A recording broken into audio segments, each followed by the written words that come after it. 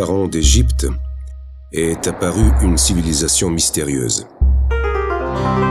On ne connaît pas son origine. Elle a vécu dans les Balkans, entre le Danube et la mer Égée, principalement dans l'actuelle Bulgarie.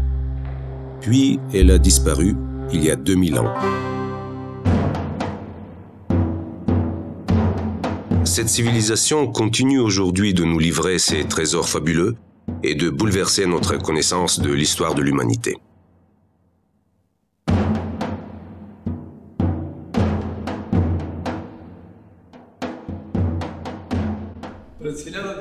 En 1972, sur les bords de la mer Noire, près de Varna, fut effectuée l'une des découvertes les plus sensationnelles du XXe siècle.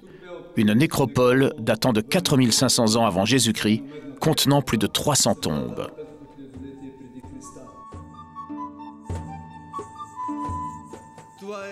Elle dévoile les plus vieux trésors en or jamais retrouvés.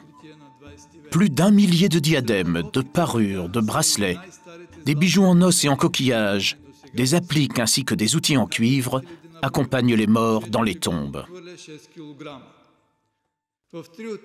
On retrouve aussi des pictogrammes, premiers pas vers l'écriture, ainsi que des vases d'argile qui forcent l'admiration par leur facture et leur décoration.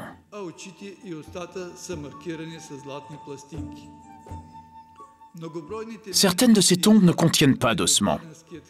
Ce sont des tombeaux symboliques appelés cénotaphes.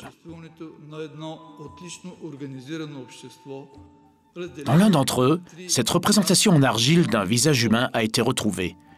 On reconnaît le front orné d'un diadème, les oreilles avec des anneaux, les yeux et la bouche figurés par des plaquettes d'or. C'est une société structurée en 3 classes sociales avec de nombreux notables dans les tombes desquelles on trouve des objets en or finement ouvragés. Cette découverte nous livre aussi des questions sans réponse. Quelle est cette civilisation énigmatique et fascinante? Comment ont évolué ces populations par rapport à l'ensemble de l'espace européen? Comment était organisée leur vie matérielle?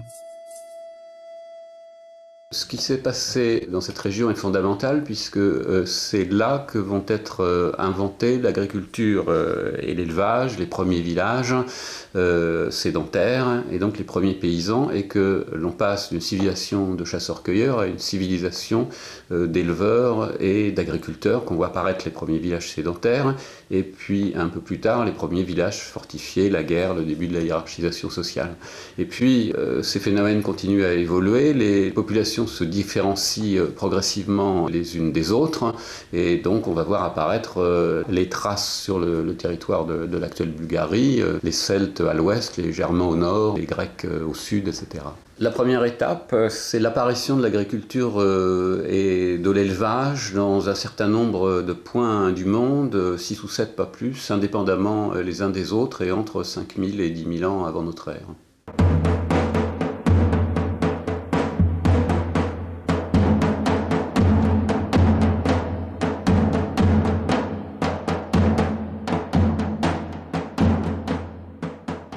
Les maisons qui vont être construites il y a 8000 ans sont des maisons qui ensuite ne changeront pratiquement pas jusqu'à nos jours. Ce sont des maisons rectangulaires ou carrées, à 2 pièces, construites en pierre ou en terre.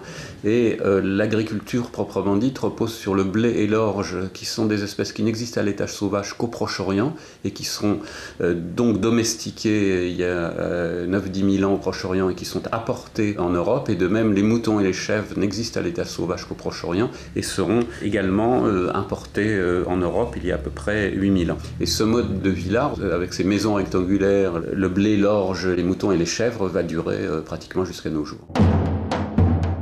Au milieu de la maison, on trouve un four du même type que ce que l'on peut trouver encore dans cette région, dans les maisons traditionnelles, qui servait à cuire la farine, la viande, l'ensemble de l'alimentation. Et puis il y a des traces de foyers qui servaient au chauffage, puisque c'est une région où il peut faire assez froid encore l'hiver.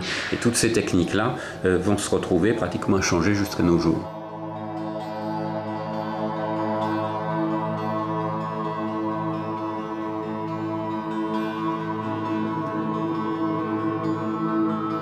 D'après des sources antiques, la population thrace est composée de différentes tribus, avec ses forteresses, ses temples et ses rois prêtres.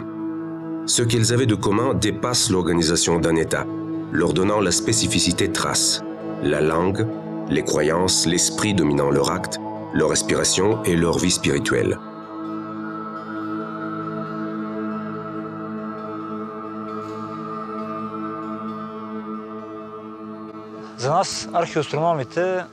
Pour nous, archéoastronomes, la position du rocher principal, taillé d'une façon particulière avec un relief précis, placé exactement pour que les rayons du soleil passent le jour du solstice d'été et le jour de l'équinoxe, prouve que ce site est sans aucun doute un lieu de culte. Cet ensemble est antérieur à Stonehenge, le site mégalithique bien connu d'Angleterre.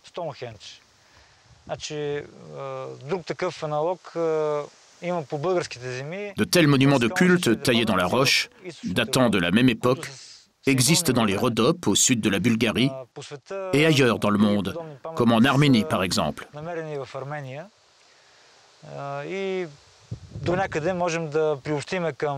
Ces constructions orientées vers le soleil font penser aux premières pyramides des Égyptiens, des Mayas et des Aztèques.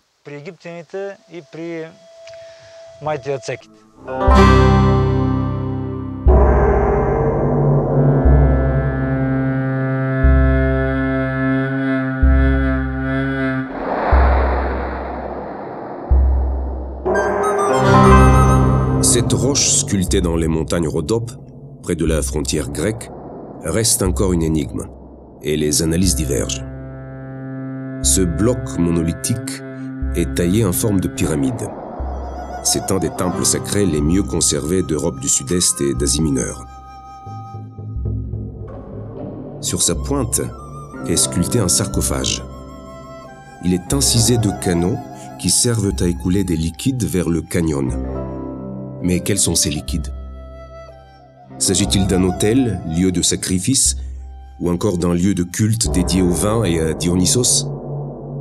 Existe-t-il alors un lien entre ce site datant de 3000 ans et le calendrier solaire? Le mystère reste entier. Quoi qu'il en soit, la population locale continue de vénérer ce lieu et attribue même des vertus curatives aux fleurs cueillies au pied de l'édifice.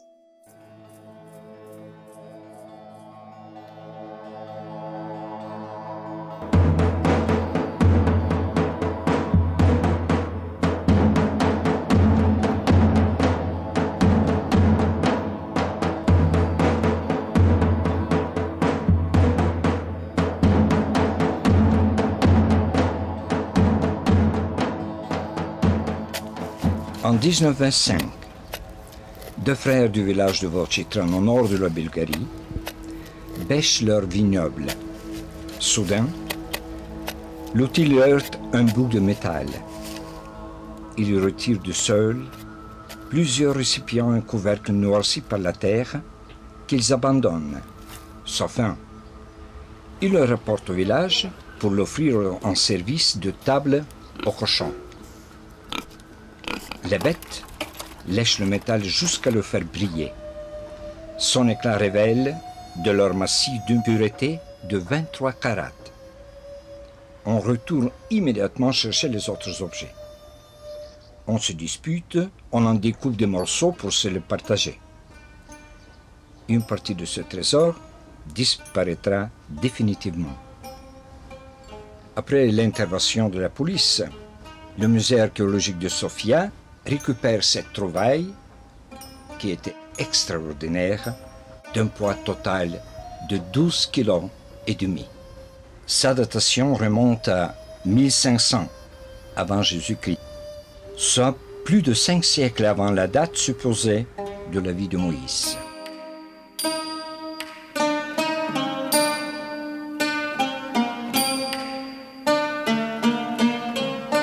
Ces objets d'une incroyable beauté servaient-ils à l'accomplissement de rites?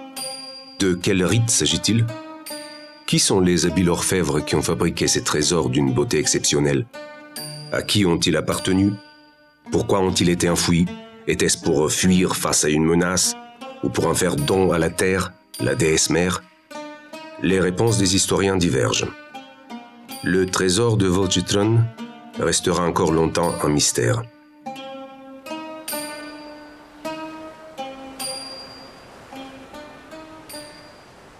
Entre le trésor de Varna, datant du 5e millénaire avant Jésus-Christ, et celui de Volchitron, 3000 ans plus tard, la terre des Thraces livrait peu de secrets. Rien ou presque rien n'a été découvert. Que s'est-il passé pendant ces 2 millénaires ?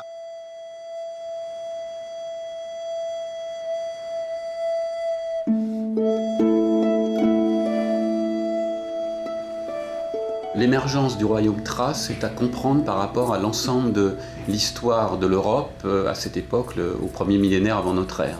On a au sud, autour de la Méditerranée, des États forts, des monarchies, des systèmes urbains comme l'Égypte, la Mésopotamie, la Grèce et bientôt l'Italie. Immédiatement au nord, on a des formations intermédiaires comme justement les Thraces, mais aussi les Scythes, les Celtes, les Ibères, qui à la fois subissent fortement l'attirance des pays du sud. L'art grec va fortement influencer l'art thrace ou l'art celte par exemple, mais ces États aussi vont réagir entre la première zone, le premier cercle, sous forme d'invasion parfois. Et puis tout à fait au nord, je pense aux Germains par exemple, on a des sociétés qui vont continuer le mode de vie traditionnel du néolithique, de l'âge du bronze, sous forme de chefferie, mais très peu différenciées, qui donc ne vont pas produire d'art pour les élites. Et donc toute l'histoire de l'Europe au 1er millénaire, c'est ce jeu entre ces 3 cercles.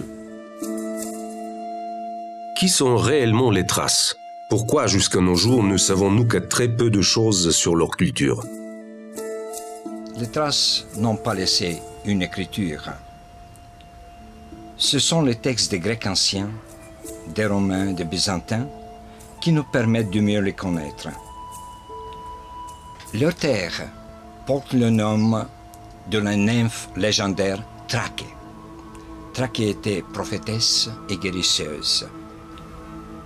Homère témoigne dans l'Iliade sur la puissance des Thraces alliés aux Troyens lors de la guerre de Troie. Les Thraces, récemment arrivés, sont à l'écart, aux extrémités du camp, et leur roi, Rhésos Éonide, est avec eux. J'ai vu ces grands et magnifiques chevaux. Ils sont plus blancs que la neige et semblables au vent quand ils courent. Et j'ai vu son char orné d'or et d'argent et ses grandes armes d'or, admirables aux yeux, et qui convient moins à des hommes mortels qu'aux dieux qui vivent toujours.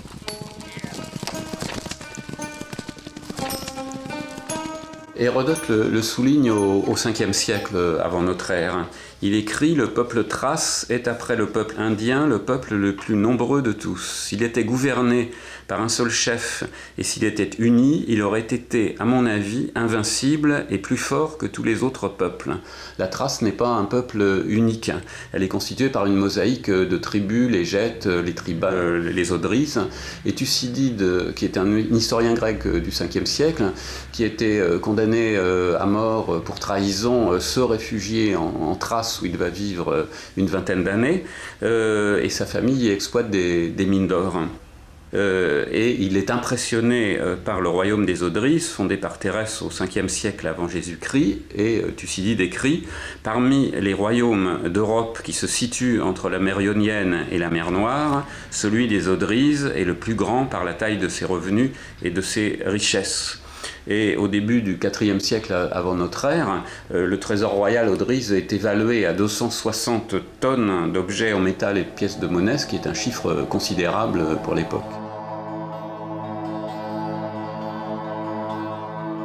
En ce qui concerne le savoir-faire, les arts des Thraces qui ne sont pas parvenus jusqu'à nous, comme la danse, la poésie orale ou les connaissances médicales, nous disposons de légendes et de textes plus récents.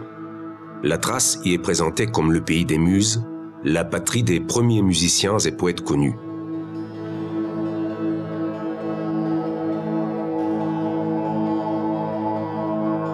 Orphée, personnage central de la culture thrace, est aussi un guérisseur célèbre, fondateur d'une philosophie-religion prônant l'union de la nature avec l'univers.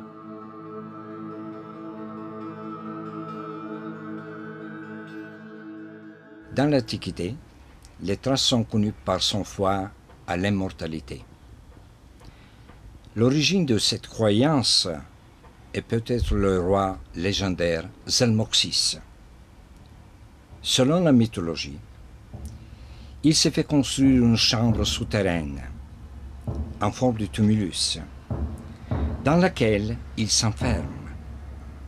4 ans plus tard, lorsqu'il reparaît dans le monde de la lumière, les Thraces sont convaincus de l'immortalité.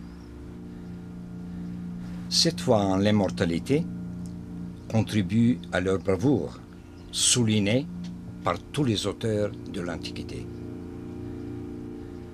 À sa mort, le roi est enterré et sa tombe ensevelie sous une énorme masse de terre.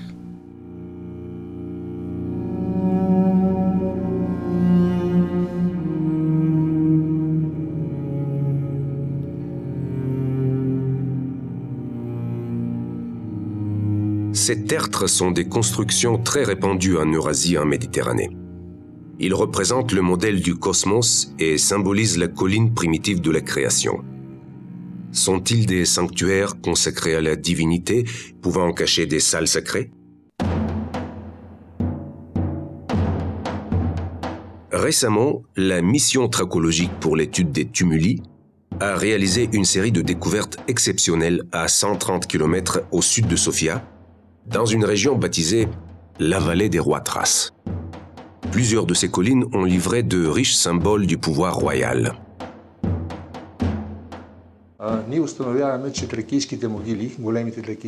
Nous avons constaté que les grands tumuli étaient construits par des amoncellements de terre et servaient de temples sacrés.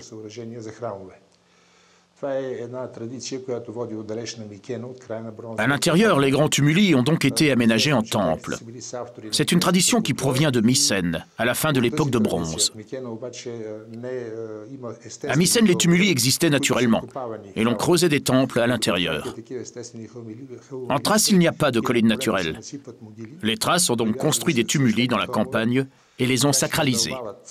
Ils ont creusé des temples et les ont utilisés pour enterrer leurs souverains.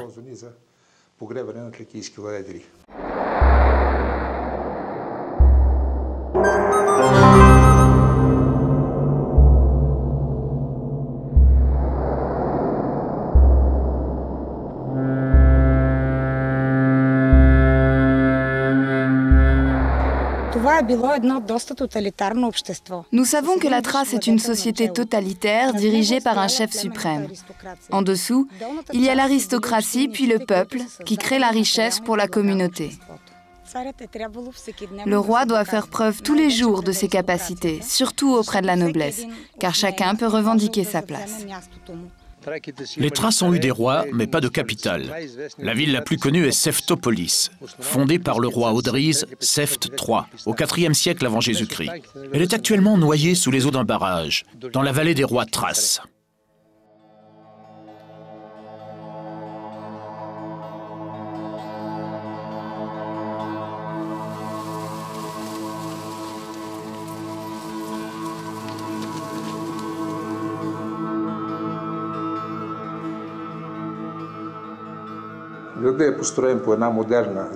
La ville a été construite avec un système très moderne pour l'époque.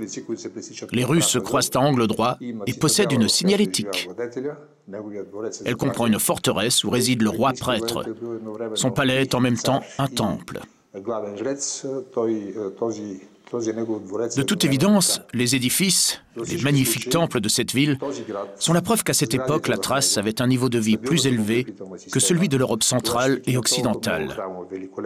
Ici florissait une culture. Les souverains portaient des armures, des casques d'or et d'argent. Les chevaux étaient plus richement parés que les gens. Ils se faisaient enterrer dans de magnifiques tombeaux, alors qu'à cette époque, dans le reste de l'Europe, les hommes vivaient pratiquement sous terre, se nourrissant de viande à moitié crue dans des écuelles en bois ou en argile.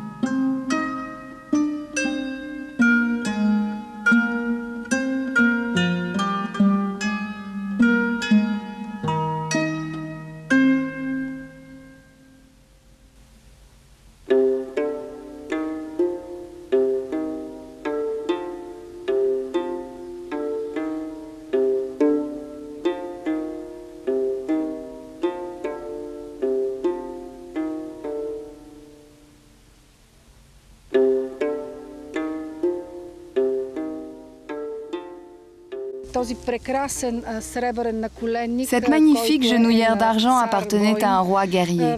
Tous les reliefs y sont dorés. La genouillère est en quelque sorte un manuel sur la mythologie et la religion thrace. Elle ne tardera pas à prendre place parmi les vestiges les plus connus dans le monde, datant de cette période.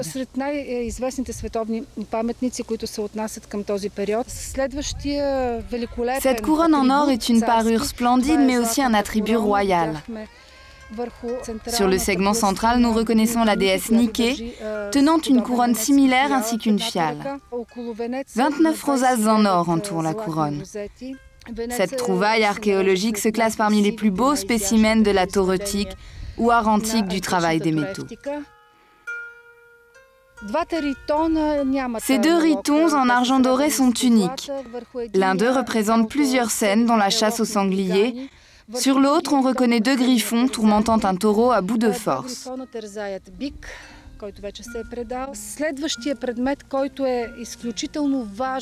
Cette bague en or est d'une importance primordiale. Elle témoigne du fait que nous sommes en présence d'un tombeau royal. Cette scène représente l'investiture, l'intronisation du futur roi. La déesse mère lui remet le sceptre, un signe du pouvoir royal. На бъдещия цар от великата богиня майка, която му предава инсигнията, тази фиала, която се смята за инсигния на царската власт. Това, което откриваме в гроба... Dans cette tombe, nous avons également découvert des appliques en argent décorant un harnais, sur lesquels sont représentés des animaux fabuleux. La céramique grecque nous aide à dater avec précision ce tombeau. Ainsi, nous pouvons le situer au IVe siècle avant Jésus-Christ, aux environs des années 350-340. Nous supposons qu'il s'agit d'un des fils du grand roi thrace Kersablat, dont nous savons qu'il a régné sur ces terres et sur une partie du territoire de l'actuelle Turquie du Nord. Il a trouvé la mort dans une bataille contre Philippe II de Macédoine.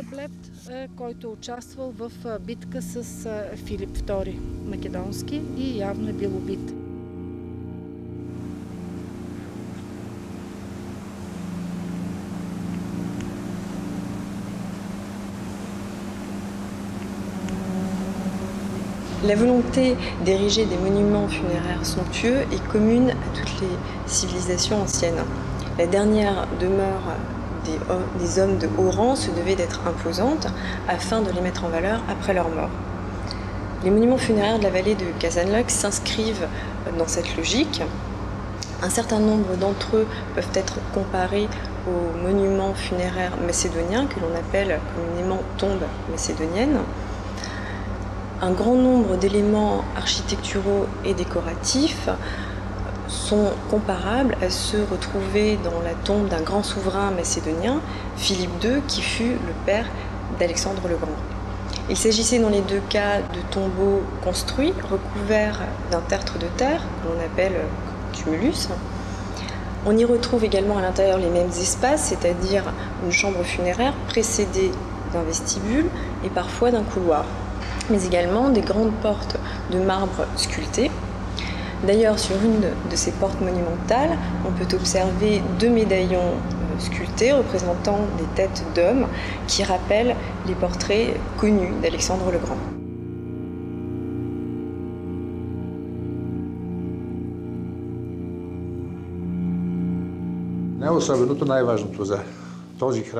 C'est ici que fut enterré le célèbre roi thrace, Seft III, à la fin du IVe, début IIIe siècle avant Jésus-Christ. Ce tombeau-temple se distingue par ses dimensions imposantes. Les trois chambres sont bâties en blocs de pierre. Cette construction date de 2400 ans. Depuis, les Balkans ont subi des tremblements de terre dévastateurs. Pourtant, aucune fissure n'a endommagé les pierres, ce qui prouve les connaissances exceptionnelles des maîtres d'œuvre thraces. Il est étonnant de découvrir que le sol fut recouvert d'un tapis en tissu avec des fils d'or brillant de loin. Dans cette chambre mortuaire fut sacrifié un cheval. Son squelette est resté intact. Ici étaient exécutés les rituels de l'enterrement du souverain, avec beaucoup d'objets d'or et de cuivre, de grande valeur, appartenant à l'art grec et thrace.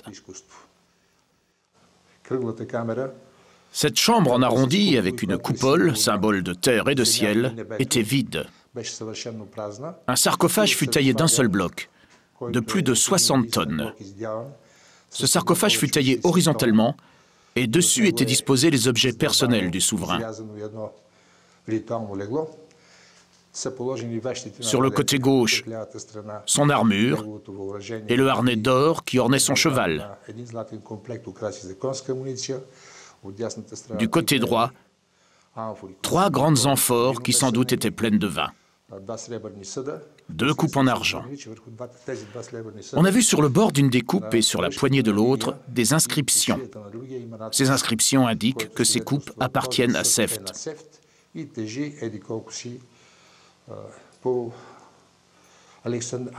Sur une table rituelle était disposée une couronne d'or. Il y avait une dalle sur laquelle était représenté le dieu Thrace Zagreb, comme sur la couronne.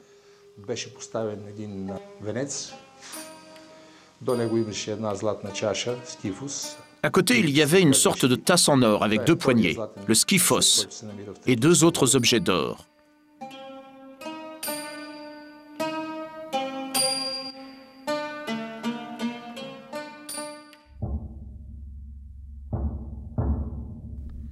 La plus grande découverte dans ce tombeau fut une statue de bronze représentant une tête d'homme. Cette représentation exceptionnelle reflète un homme spirituel, riche intérieurement et magnifiquement sculpté. Cette tête a été retrouvée à 7 mètres devant les façades du temple, et là nous avons compris qu'il fallait continuer nos recherches.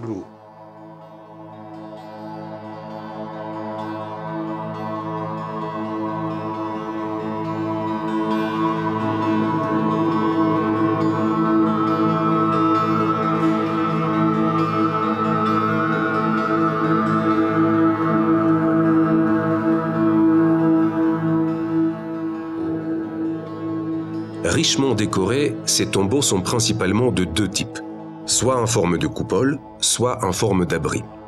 Ils sont bâtis en pierre, quelquefois en briques. Les 2 matériaux peuvent être associés. La coupole, comme la voûte, représente le ciel. Ces coupoles de pierre, recouvertes parfois d'or, symbolisent le monde de l'au-delà. Les tombeaux sont la plupart du temps ornés de fresques inspirées de l'idéologie royale.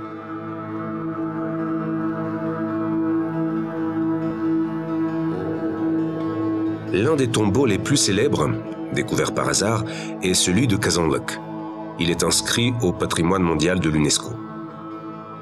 De ses murs, nous regarde le roi préparant son voyage dans l'au-delà, accompagné d'une femme, de guerriers au combat, d'invités faisant ripaille et de chars au galop. Ces fresques sont très probablement les chefs-d'œuvre de maîtres grecs, engagés par Seft III. Qui est la femme assise près du souverain? De qui s'agit-il exactement? Sa favorite, son épouse ou la grande déesse mère qui l'emportera dans le royaume de l'au-delà? Difficile à définir. Dans un autre tombeau, pillé par les chasseurs de trésors, près d'Alexandrovo au sud de la Bulgarie, on peut observer des chasses royales mythiques. Les jeunes princes participent aux chasses à cour accompagnés de leurs domestiques et de leurs chiens.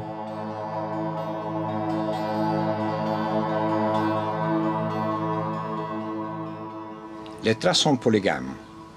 Aristote affirme que chaque trace a 3 ou 4 femmes, mais certains en possèdent une trentaine. Lorsqu'un seigneur meurt, ses femmes se disputent le privilège de l'épouse favorite, qui seule peut l'accompagner sur le bûcher. Les auteurs antiques admirent leur beauté. Chez les Thraces, le mariage revêt aussi une dimension politique.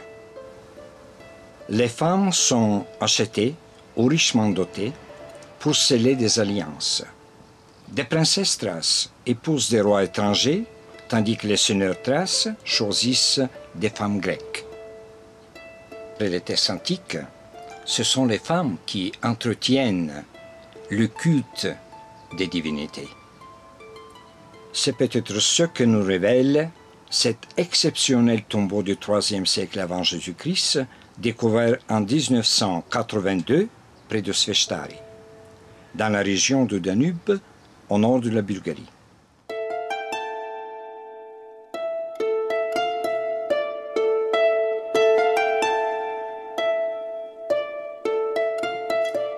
Ce tombeau présente un décor architectural unique.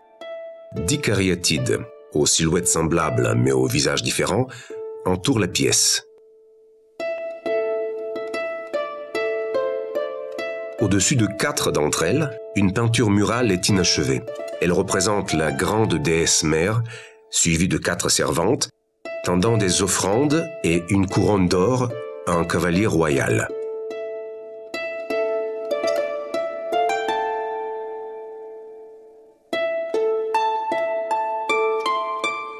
L'agencement général de la pièce n'est pas sans rappeler les sculptures grecques. D'ailleurs, les traces adoptent également les divinités grecques, ainsi qu'en témoigne le trésor de Panagyurishte. Découvert par hasard en 1949, ce trésor constitue l'un des plus beaux services à vin datés du IIIe siècle avant Jésus-Christ, 9 récipients en or massif d'un poids total de plus de 6 kg. Le vase typique de la trace s'appelle riton. Il sert à verser le vin. Il doit probablement sa forme aux cornes que l'on utilise en guise de verre à boire.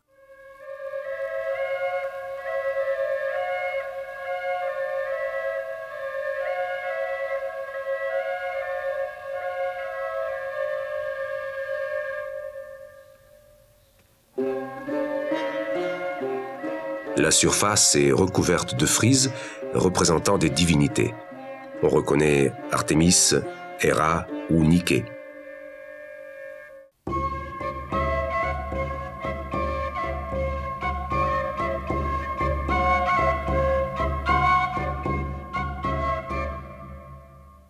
Là, c'est une représentation de Dionysos, parfois considéré comme d'origine thrace.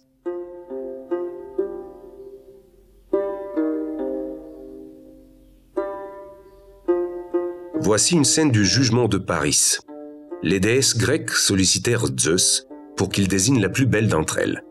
Zeus, ne voulant pas prendre parti dans une affaire aussi délicate, chargea à Paris, le prince troyen, de trancher. Paris choisit Aphrodite. Pour se venger, les autres déesses fomentèrent un complot qui allait conduire à la guerre de Troie. On considère que le trésor de Panagyurishte ne constitue qu'une partie d'un ensemble destiné aux festins royaux ou, plus probablement, aux services religieux d'un lieu de culte ou de la cour royale.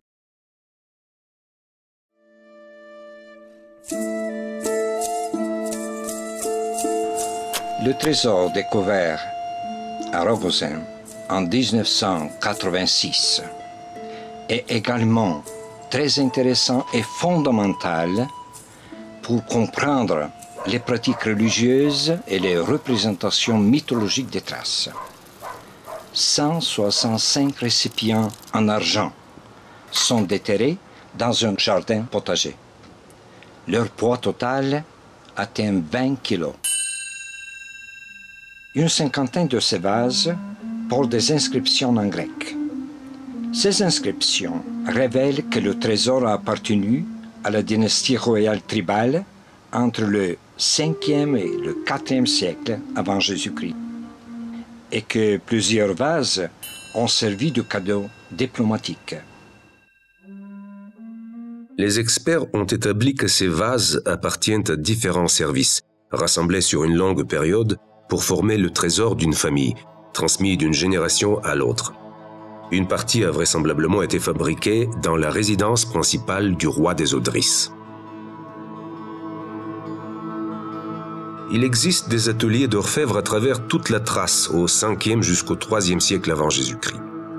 Ils se trouvaient dans les centres les plus peuplés, certains à proximité de nombreuses mines d'or et d'argent activement exploitées.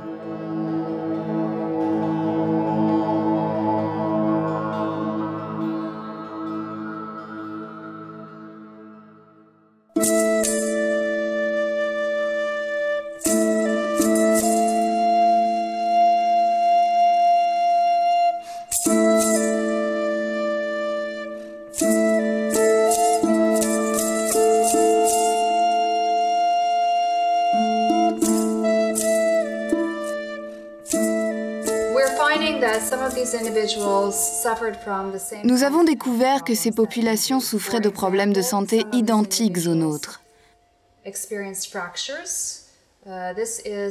Par exemple, cet individu avait une fracture à la clavicule. Autre exemple, cet os provenant d'un bras témoigne d'une fracture typique du mouvement que l'on effectue pour freiner une chute.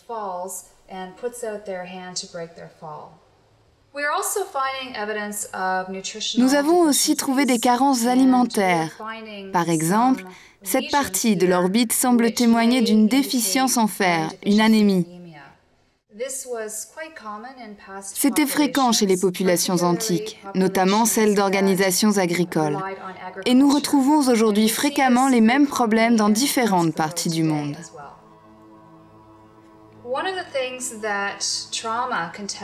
Les traumatismes observés témoignent que ces populations possédaient des connaissances médicales. Nous voyons ainsi des fractures parfaitement réduites où l'os est très bien aligné, ce qui prouve qu'ils maîtrisaient le traitement des fractures.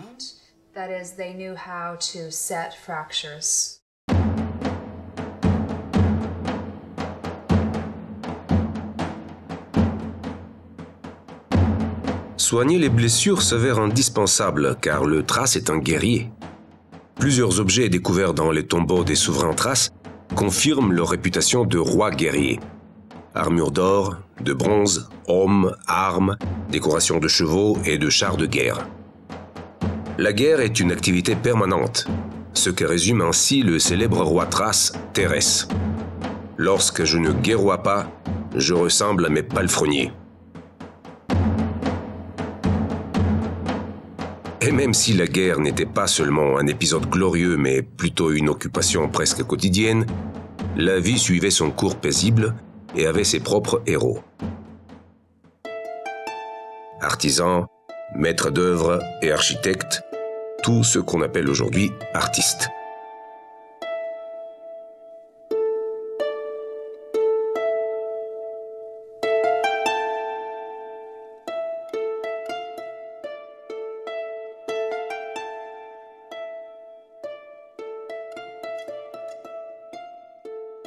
Les Thraces nobles se couvrent d'or. Ils aiment se parer d'or comme des femmes. Se moquent d'eux, les Grecs. Ces parures, pendentifs, pectoraux, bracelets, bagues, ceintures, constituent les attributs de leur position sociale. L'or recouvre une fonction symbolique. Il ouvre le chemin du pouvoir et de l'immortalité. C'est un pont entre les hommes et les dieux. Les trésors sont enfouis en offrande pour sacraliser la terre et la protéger des envahisseurs. Voilà pourquoi la terre thrace a conservé tant d'objets précieux. Un roi thrace ne doit pas vendre les objets de son trésor. Il se doit d'être riche à la manière du roi Midas. La légende raconte qu'il était thrace et avait la faculté de changer en or ce qu'il touchait.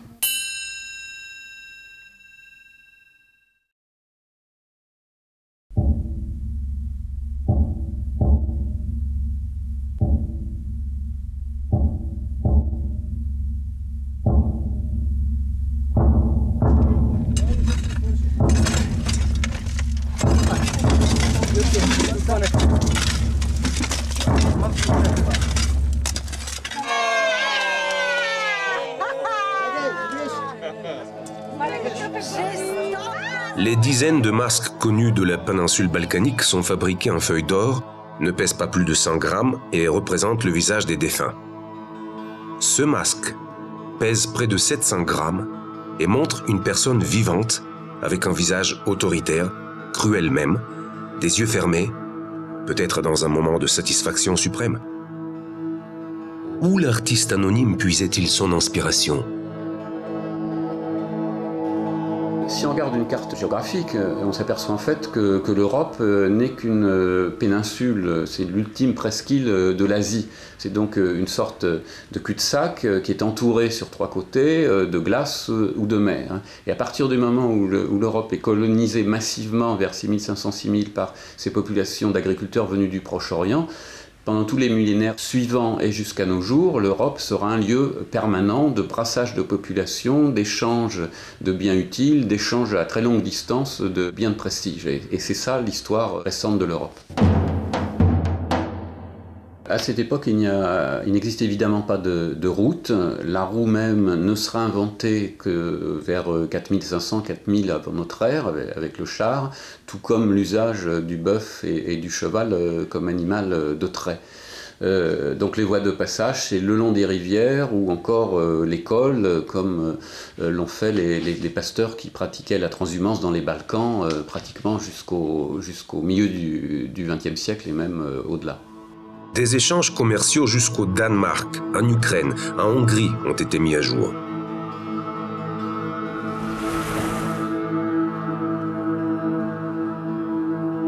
2000 ans avant Jésus-Christ, par exemple, des lingots de cuivre sont importés de Chypre, distante de plus de 2000 km, par les bateaux Thraces.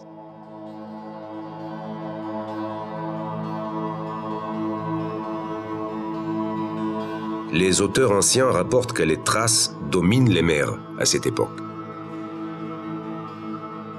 Тези котви са обслужвали дървени кораби, които са имали по една мачта, по едно несло. Ces ancres appartiennent à des bateaux à un mât avec voile simple et bien sûr des rames pour 15 à 20 hommes.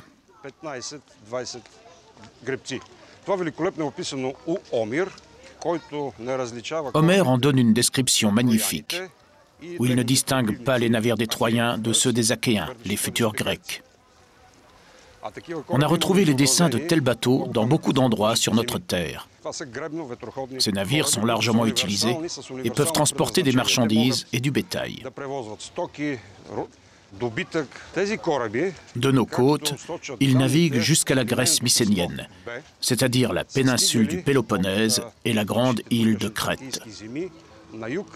До Микенска Гърция, което означава днешния полуостров Пелопонес и големия остров Крит. Les sources écrites anciennes décrivent les Thraces comme un peuple qui a plutôt recours à la piraterie qu'au transport des marchandises.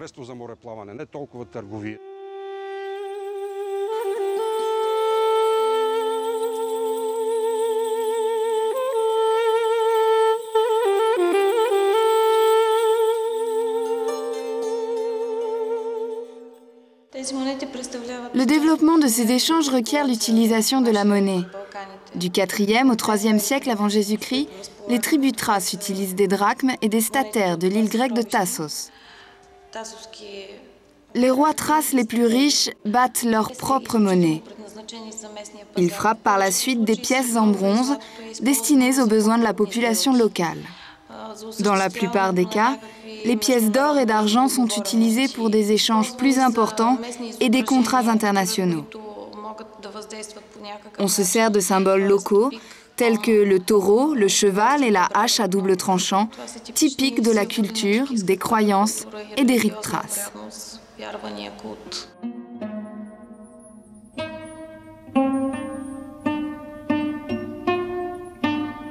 La civilisation thrace et son système politique et économique auraient pu continuer à se développer, à déboucher sur des royaumes plus vastes, sur un empire, mais il y a eu des accidents extérieurs. Il y a eu la conquête macédonienne avec Philippe et Alexandre le Grand, il y a eu des incursions de l'empire perse, et puis surtout, il y a eu la conquête romaine qui va être définitive et qui va établir l'empire pendant 4 siècles sur l'ensemble de l'Europe du Sud.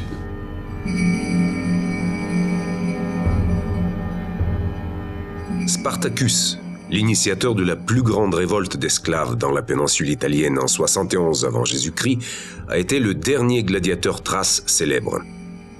Après avoir longtemps marqué leur époque, que sont-ils devenus ensuite? Difficile à dire. Ils se sont probablement fondus dans les peuples venus s'installer plus tard dans les Balkans. La terre des Thraces témoignent toujours du génie de ce peuple mystérieux.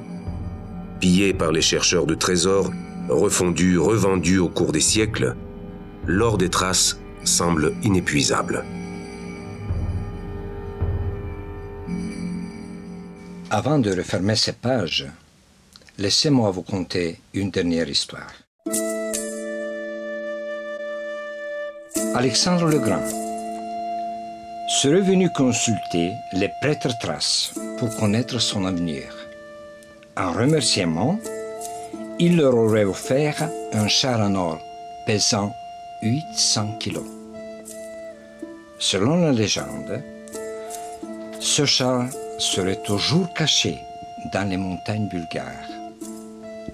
Peut-être sera-t-il l'une des découvertes les plus extraordinaires que nous réserve la terre mystérieuse des Thraces. De nouvelles fouilles archéologiques nous réservent certainement des surprises fabuleuses. Elles font reculer les limites de l'histoire, alors que des centaines de tumuli, de grottes et de sanctuaires restent toujours inexplorés. Quelle découverte extraordinaire nous réserve encore la terre mystérieuse des Thraces.